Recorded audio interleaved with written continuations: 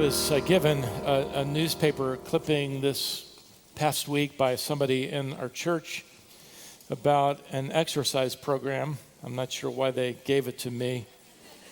I'm sure they meant well. So I thought I'd give it to you. It was pretty amazing, actually. I thought it was good advice. Here it is. Begin by standing on a comfortable surface where you have plenty of room at each side. With a 5-pound potato bag in each hand, extend your arms straight out from your sides and hold them there as long as you can. Try to reach a full minute, then relax for a few minutes and repeat the process 3 more times each day. After 2 weeks, move up to a 10-pound potato bag in each hand, repeat the exercise. After you feel confident, several weeks later, move up to a 25-pound potato bag and repeat the process. And when you feel confident at this level, begin putting a potato in each bag.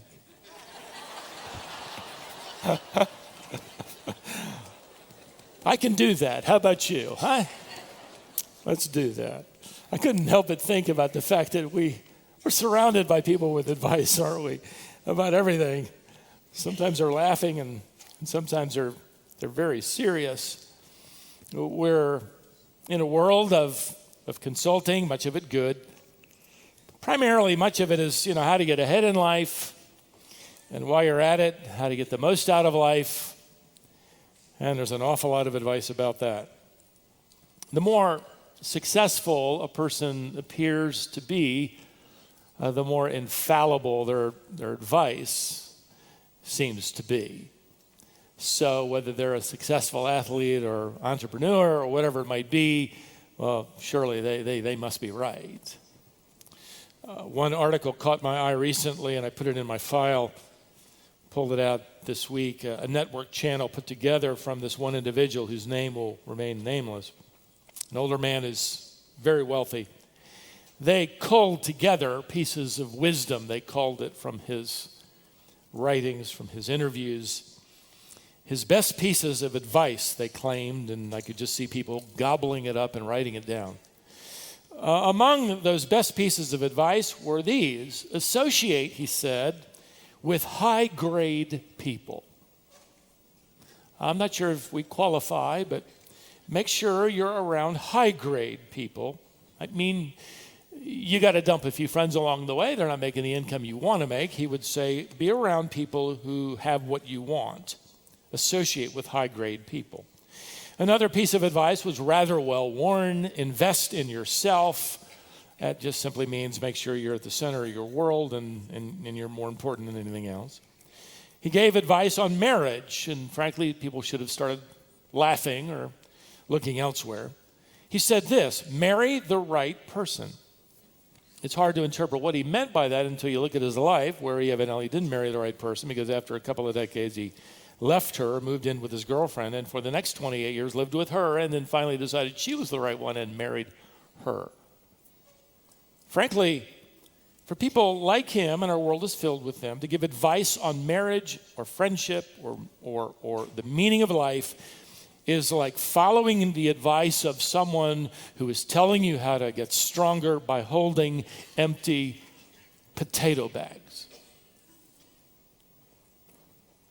One of the most critical things in life is to follow the right advice, to listen to the right voice. And for today, I'm not talking about mine. I'm talking about God's. His word, his truth. In fact, one of the richest men to ever live on the planet is reaching the end of his life, recognizes he spent decades following the wrong voice and living the wrong life, and he attempts to settle the score and set things right in many ways by writing a personal journal. He wants his son Rehoboam to read it, and we've been studying it ever since. Turn back there with me, would you? It's called the book of Ecclesiastes if you're new to our study. And we arrive at a place in this journal where Old Testament scholars consider it the middle part of his journal. Chapters 4 through the end of chapter 10 are considered the middle section in this book. And you're going to notice as we study it together, it sounds a lot like the book of Proverbs. It has short paragraphs, seemingly disconnected thoughts. It's nearly impossible to outline, if at all. He covers a tremendous amount of territory in a very brief period of time. It's kind of like a survival guide. It's, in a manner of speaking, it's a manual to avoiding the pitfalls and the dead ends, how to navigate rough water in life. And if the first part of his journal could be referring to finding meaning under the sun, this middle part of his journal, I think, could be entitled Surviving Evil Under the Sun. And what he does at the very outset is he begins to describe very graphically and very realistically the world around him. And you discover fairly quickly that the world over the last 3,000 years hasn't changed an ounce. We're in chapter 4. He pulls back the curtain on 4 different scenes and describes them for us. Now, if we had a program guide that I'll sort of create as a way to outline it, the first scene could be entitled Heartless Oppression, and you could subtitle it in your playbill, something like Being on the Wrong Side of Earthly Power. The curtain opens. Verse 1 reads, notice there, of chapter 4, again, I saw all the oppressions that are done under the sun. And behold, the tears of the oppressed, and they had no one to comfort them. On the side of their oppressors, there was power, and there was no one to comfort them. The scene is a very emotional entry in Solomon's journal. Twice he says there's no one to comfort them. In other words, there's no escape, no vindication, no improvement, no rescue in sight. He is essentially saying there is no earthly resource down here under the sun to give them comfort. We'll come back to that in a little bit.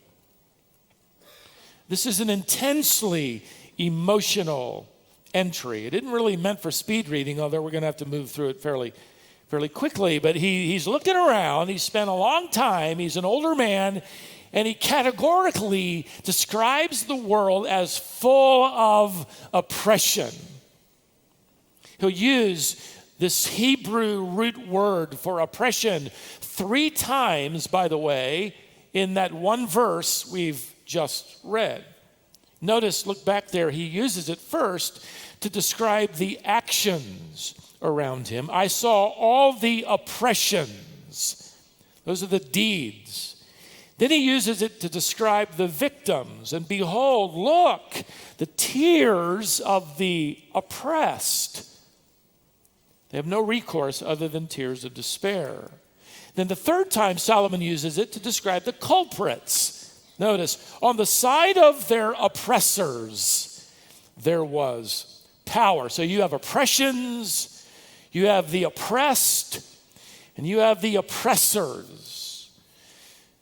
And as I dug into my Hebrew help in my study, this root word refers to those in power who abuse.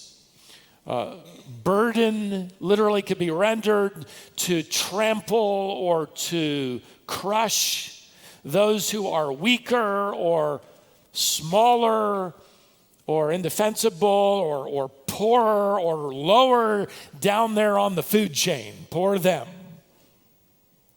Now, Solomon, you'll notice, doesn't specify exactly individuals he's thinking of, and I think that's good because, frankly, you can stuff everything in there.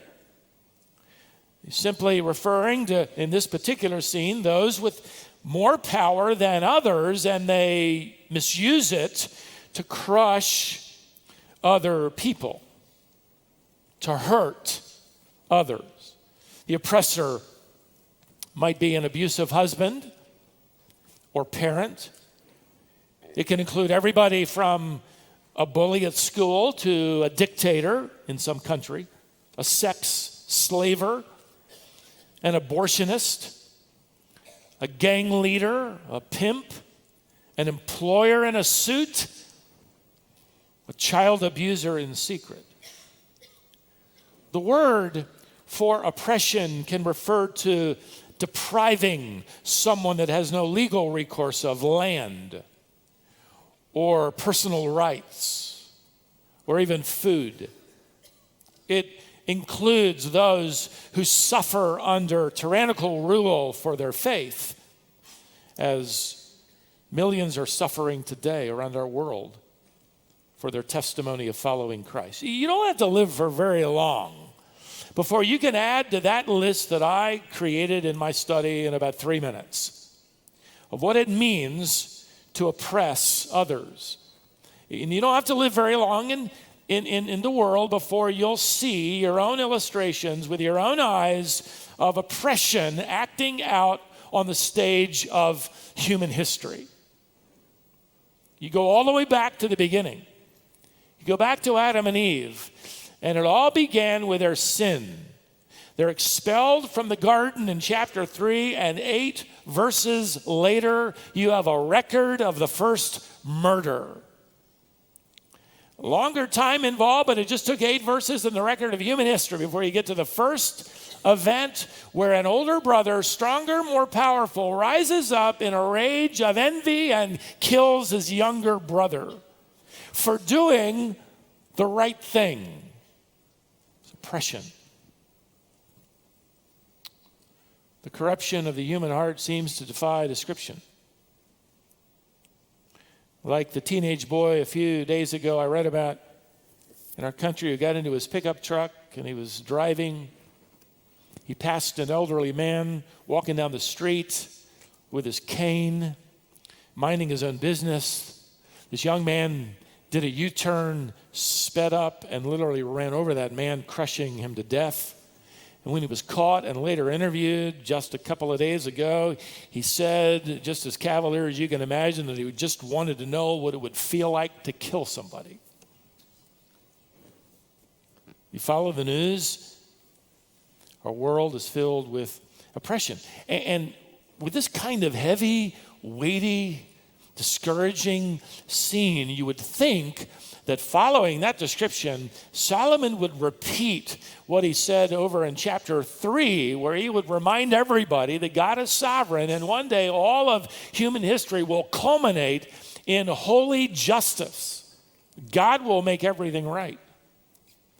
He doesn't. He's focusing on down here, you notice, under the sun. And he comes up with this particular conclusion. Look at verse 2. So I thought the dead who are already dead more fortunate than the living who are still alive. But better than both is he who has not yet been born, that is, and has not seen the evil deeds that are done under the sun. You come to the conclusion, this is the perspective of somebody stuck down here under the sun without any comfort and belonging to the God of all comfort. Even though there aren't answers, there is the answer, it is him. But here under the sun, you get stuck down here, and like Solomon, you come to the observation, it's better to be dead than alive. Tragically, 130 people in our country today, on average, are going to come to that same conclusion and end their lives. And one of the tragedies of our civilized world, our Western world, is this increasing rate of suicide. Solomon isn't recommending suicide. He's actually saying it would be better to have never been born at all than have to suffer through this kind of world, which is heartless and destructive and corrupting and dangerous and selfish and painful. It'd be better to have never been born. Twice, he writes, they're without comfort.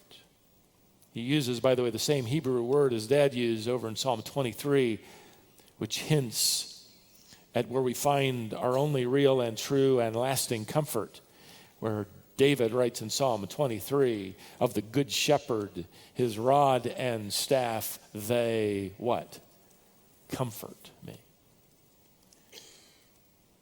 The ultimate source of comfort isn't down here under the sun, but from the creator of the sun, like the believer I read about recently, a young lady living in a Muslim majority world where she's now been disowned by her family. Her life is at risk. She's been disowned. She's put out. She writes, "My life is in constant danger, but instead of despairing, I am finding comfort in God's word and God's presence." David, the psalmist, writes what Solomon no doubt sang growing up. He prays in poetry, such as in Psalm 119. "They draw near," he's praying to God, "they draw near who persecute me with evil purpose, but you are near, O Lord, all my ways are before you." In other words, you're seeing this. You know this. "I rise before dawn and cry for help. My hope is in your word." The opening scene is heavy. It describes a world of heartless oppression where people are on the wrong side of earthly power. Now, the second scene Solomon describes as equally widespread. In fact, it might be a little closer to home. We'll call it envious rivalry, and you could subtitle it "Keeping Up with the Joneses." Notice verse 4. "Then I saw that all toil and all skill in work," you could translate that, all success in work, all achievement in work, "comes from a man's envy of his neighbor. This also is vanity and chasing after wind." Now, Solomon is speaking in general terms, and yet at the same time, he's saying things we might not really care to hear about, but he's essentially saying that one of the driving motivations out there in the rat race of this world is nothing less than competition. It's the fuel. It is the competing to succeed. Oh, and by the way, how do you determine success? It's determined by owning more than the other guy. It's by selling more, having more, possessing more, accomplishing more than your competitors, which is why we call them our competitors. Our world is often simply divided into two classes. They're either your clients or they're your competitors. A professor at the Harvard Business School, I tucked this away in my file some time ago. He writes about this disturbing trend he calls, quote, "comparison obsession." He writes, "A former student of mine who graduated 10 years ago and had a terrific job at a Fortune 500 company now suffers with comparison obsession. At least it seemed like a terrific job until she received her alumni newsletter and read that a fellow alumnus who was in the MBA program with her has just been named vice president at their company. And from that moment on, she can barely hold a conversation without bemoaning her lack of promotion."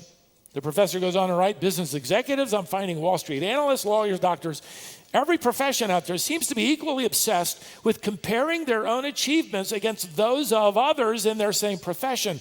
He concludes, people are increasingly trapped by their comparison obsession. Solomon calls it something a lot less sophisticated. He calls it sin, envy, rivalry, covetousness. The envying of success rather than the enjoyment of our own. That sinful desire that means we don't just want to get ahead. We want to get ahead of the other guy. It isn't enough to have enough. It's only enough if I have more than the other guy. We live in a world filled, one author wrote, with Joneses who are trying to keep up with other Joneses. My apologies if your last name is Jones, okay? This is not about you entirely. Any last name works. Even mine. How about yours?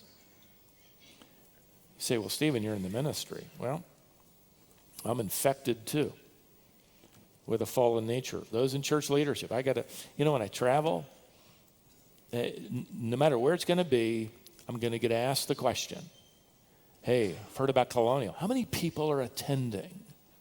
And now why is it that when I get asked that, I've got that momentary second where I'm tempted to give them the attendance from Easter Sunday?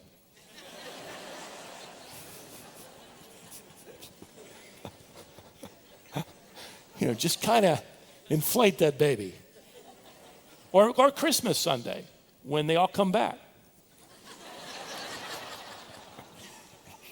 Pastors are infected too. I enjoy reading one pastor's commentary. He was sitting in his living room, he writes in his commentary on Ecclesiastes on one Sunday afternoon with his little 6-year-old boy, just kind of relaxing. And his son, just out of the blue, asked, Daddy, when you sit up there on the platform, just before you get up to preach, you just sit there and for a minute, you bow your head. What are you doing? His father answered, I'm asking the Lord to give me a good sermon. His son replied, well, then why doesn't he?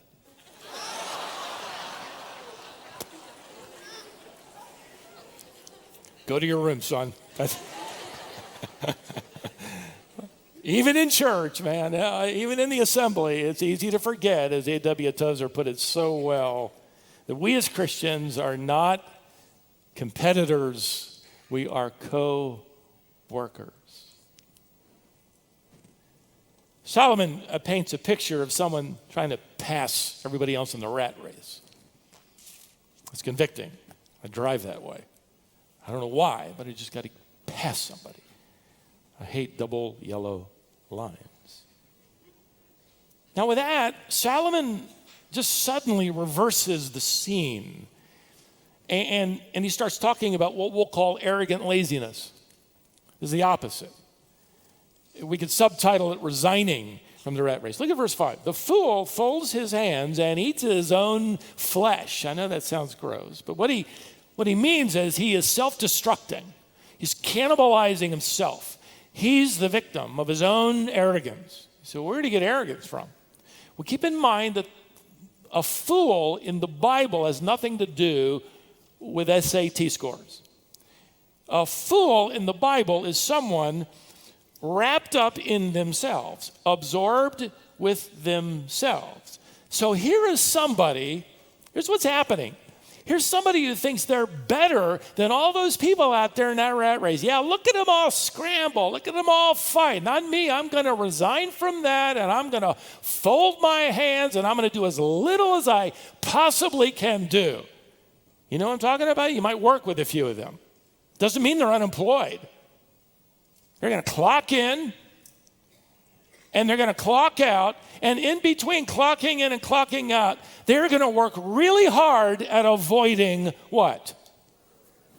Oh, you do work around a few of those, don't you? You're going to avoid work. They're lethargic. Nothing about their work inspires them or fires up their imagination. They're killing time. Solomon says, no, they're actually wasting their life. That isn't the solution either. If they're a believer, doubly worse, they're hurting their testimony and their reputation. They're expecting others to pull their weight and do the chores and sign up for the tough assignments. And they essentially expect to be served. We're just going to fold our hands. You serve me. I'm not going to serve you. They're not going to overcompete. So they end up underperforming. Neither one is a biblical work ethic to pursue. So Solomon is describing a scene of oppression and what it means to be the victim of earthly temporary power. And how the comfort must come from God, who is sovereign, who's placed us where he has placed us for his purposes, and those answers might come later. He describes a scene of rivalry and how we can get caught up in the rat race, and before you know it, we're really just trying to pass somebody else, and we're not sure why. He describes arrogant laziness, where we're just going to sort of resign and let those crazy people race and run and work and we're just going to be served. Before I get to Solomon's response, let me take you to one more scene. Skip down to verse 7. He says this, "Again, I saw vanity under the sun, one person who has no other, either son or brother, yet there is no end to all his toil." He's describing someone with blind ambition. He's describing a man who doesn't have an heir, doesn't have a family, doesn't have an extended family, by the way. And the implication here is that he doesn't want one. They're going to get in the way of his materialism and his money. Notice further, his eyes are never satisfied with riches, so that he never asks. He never does come around to asking the obvious question, "For whom am I toiling and depriving myself of pleasure?" This also is vanity and an unhappy business. What he's describing here is a miser. That's why it came to my mind that, the subtitle of this scene would be imitating Ebenezer Scrooge. His nose is in the ledger. His only friends are money and work. He doesn't need anybody. He doesn't want anybody. And frankly, everybody's leaving him alone anyway. And Solomon informs us that this person never does look up, as it were, open his eyes, get past his bank account or his possessions or his toys or his trophies or whatever it might be, and say, why am I doing this? Why am I only working and living for myself? Why am I not helping anybody else? Why does everything belong to me? And why is it that there is no satisfaction in my riches? Why is it that today I'm just like I was last year and the year before? I still want more. I want more. He's pegged us, hasn't he? We find ourselves somewhere in these four scenes, perhaps one more than another. They describe the possibilities and the temptations of listening to the wrong voice, following the wrong advice. People with power say, "Hey, up here, this is the best. VIP. You got the club card. This is where it is." And if that's what they're living for, they are there as miserable as when they began climbing the hill. Others work hard, but the hidden motive is this drive to be better, to be applauded, to be more successful, to get an edge past somebody else. Others decide to get by. I'm going to fold my hands. I'm living for the weekend. Don't expect much of a contribution. On Monday through Friday and on Sunday too. Others never take a breath. They never stop churning. They never stop counting their coins or their toys. And they don't seem to look up and notice that everybody has just sort of slipped away and left them alone in their little self-absorbed lives. Now, tucked in the middle of these scenes is this proverb. Notice it. Go to verse 6. Better is a handful of quietness than 2 hands full of toil and a striving after wind. Solomon is describing someone, and if you want to write one word in your notes or maybe in the margin of your Bible right here at this text, it's the word balance. Wise balance.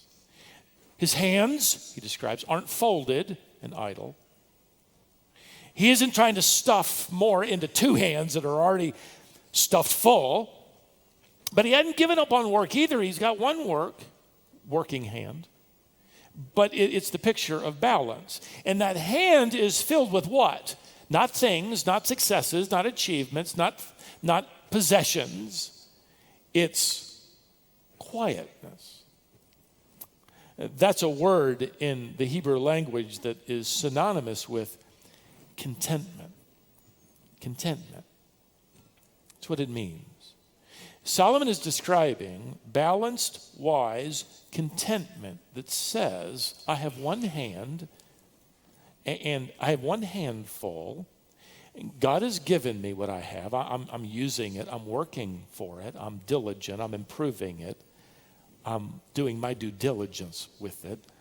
But I understand it's from God, and it is ultimately for God. And one hand is enough. It's enough. See, grasping and greed and envy and rivalry and competition, all described here in this text, and it struck me. And this is somewhat of an artificial outline, but it struck me that they have this in common. None of these scenes have anybody in them where they're able to say, I have enough. I have enough power. I have enough success. I have enough leisure. No. They will always count up not what they have, but what they want, and yet do not have. And Solomon right here, did you notice how the proverb begins with the word better? Here's something better.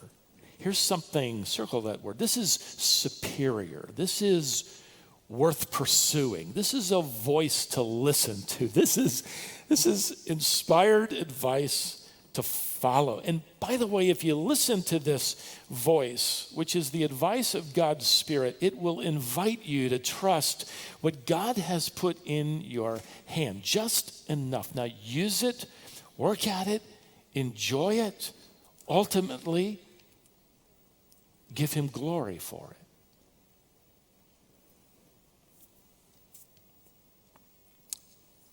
I can't think of a more powerful testimony, frankly, of contentment in recent generations than about 100 years ago from an 8-year-old girl who had every reason to spend her life complaining for what had been taken away from her. When she was 6 weeks old, she caught a cold. Family physician was away. There was a country doctor somebody told them about in town and was recommended to see her in passing. Turns out he wasn't a doctor. He was pretending. He prescribed some hot poultices to be applied to her eyelids, which had become swollen with a rash. The infection cleared up eventually, but the treatment scarred her eyes, and it wasn't long before her parents realized that she had lost her sight. The country doctor had long since disappeared. Was never seen again. When she was 5 years old, friends and neighbors collected enough money to send her to a specialist to see if anything could be done. Even though she was 5 years old at the time, she would later write, she never forgot hearing that doctor eventually say to her, "You poor child, you will probably never see again."